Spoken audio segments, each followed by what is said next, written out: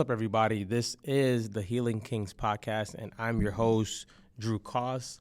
And today's episode is about how to start a podcast. And there's tons of videos out there already that have done well.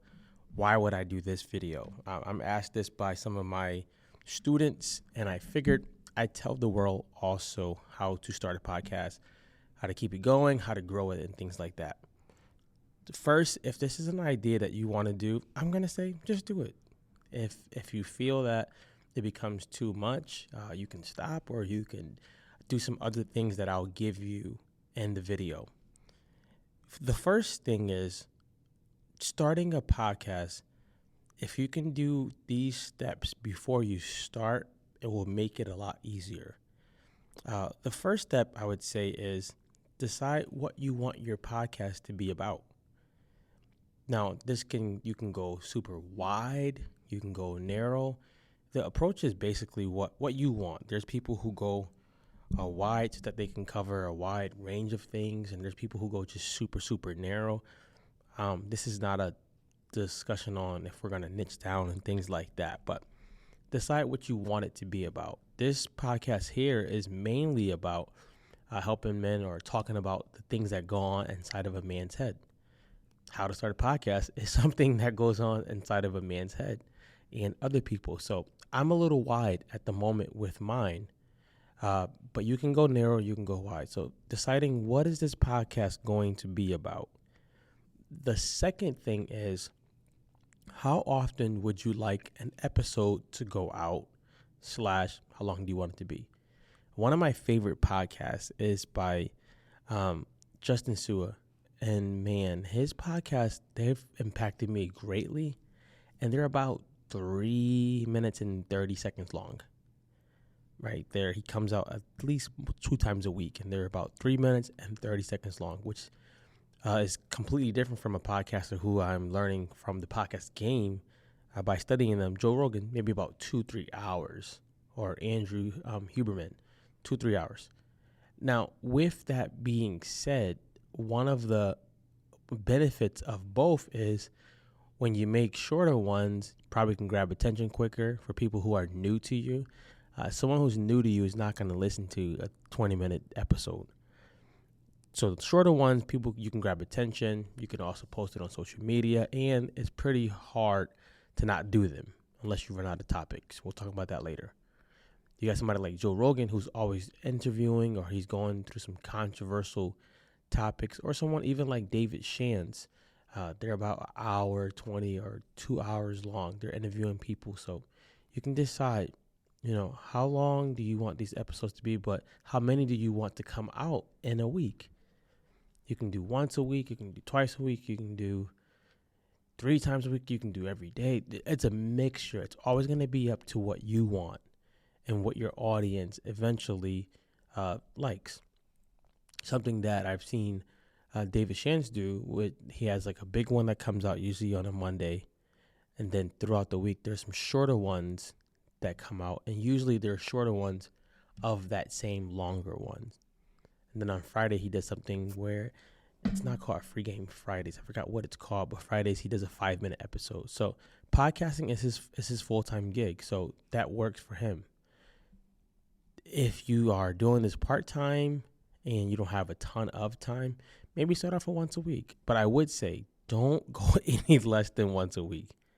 If you're going to do it like once a month, I'd say just wait. Which brings me to my next point. Before starting, you got what you want it to be about, how many episodes do you want to go out a week, what barriers do you need to think about before you start.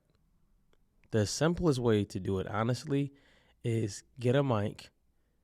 That's a USB podcast mic. There's tons of them. The Rode has a mic like that. The one I'm using right now, this Shure mic, this is plugged in right now into my phone. I'm not at home. This is plugged into my phone. There's a cord that goes straight from the mic to the phone. There's tons of mics, but a mic that allows you just to get started. You can get started by using just your mic and just your video and your camera, or you can get started with using your mic and using voice memo on your phone, or whatever podcast host you want to go into. So I want to think about the barriers because I want to be able to recognize that they're barriers, that they're not like impossible things. They're just barriers, something to think about. Uh, how do I want to get this started? I want to get a mic and I want to start recording. I can think about the complexities of lighting and editing and all that stuff. I can think about that later if I decide to. Now that we have that, what your podcast going to be about, how many episodes you want to come out per week, and then the third one being what barriers do I need to look out for, the next thing to do is to just start. Now, here's something that I advise people who do not have the muscle yet to keep showing up to record. What most people do is they decide, I want the podcast, I get the mic, I know my title, I know how many episodes I want to come out with a week, and I'm going to start it today, and I'm going to publish it tomorrow. And I'm like, no, don't do that. Don't do that unless you have a game plan of how you're going to talk yourself into recording multiple episodes or another episode. Believe it or not, you're not going to always feel inspired, enlightened, and in your zen when you have to record for podcasting. That's not going to always happen. So if you do have moments like that, when you can just get into the zone and you're in a zone, man, if you can, try to record multiple episodes, even if it's the same outfit. So the reason why I say that is because after your listener listens to a podcast, the first thing they want to do is go listen to another podcast. If it's short, they want to go to the next episode. And if you only have one, they're going to be waiting for a while and they're probably not going to return. So let's say today is December the 14th. Let's say I had shot one episode and I was getting ready to launch a podcast. What I would probably do is today's the 14th is I would shoot some episodes from now until maybe January like the 5th. And I would launch the podcast the 15th or the 14th of January. Why would I do that?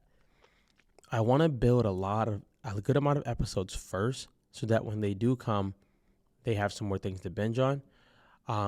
Or when I do start it, I can kind of start getting into a groove and finding out my style of podcasting. I can start finding out how my voice sounds on the mic. I can iron out these kinks. But what I can also do is I can be a month ahead of the content game. If you're recording from December 14th to about January 5th, by the time the 14th comes of January, you got a couple episodes under your belt, and then you can go ahead and keep going. You can keep adding more, and next thing you know, you're not like falling behind. If you're doing one a week, you're probably going to be really ahead of the game. I like that. Now, something you also can do with that, something that I do because I want to really be not just ahead of the game, I want to really be a really good speaker, a really good communicator, and someone who actually like gets people to listen. Is 6 days a week, I make sure to record a video that's 10 minutes or longer for my podcast. 10 minutes or longer. And my goal, this is not a goal you have to have, my goal is to drop 3 episodes per week at 10 minutes or more. Why? Because I'm also using my podcast for content. I'm using it for content for email marketing. I'm using it for content for social media videos. I'm using it for a course eventually, like what I'm doing right now will probably go into a course that I'll launch. So I'm using it for more reasons than just the podcast. You don't have to do that, but I always say if you can kill 2 birds with 1 stone, why not do it? What I would also suggest with the podcast stuff you want to think about later on is how big of a job do you want the editing to be? Do you want to outsource it? Do you want to keep it in-house? Do you even want an edit? You can literally do a podcast where you turn your mic on, your camera on, whatever, and you record and you publish. And there's nothing wrong with that. You just don't want to think that because you see somebody working with a 10-person team that you cannot do the same thing. You can podcast the way you feel is in your soul, and your audience will let you know what they like and what they don't like, and you still can do it your way. It's your podcast. So let's go recap a little bit more. How do I start my podcast? I want to figure out, what do I want to talk about? How many episodes a week do I want to publish? I want to think about the barriers. And then I want to think about how do I actually bring this podcast to the world? If you tell somebody once, go check out my podcast, that doesn't mean they're going to just check it out. It doesn't mean that.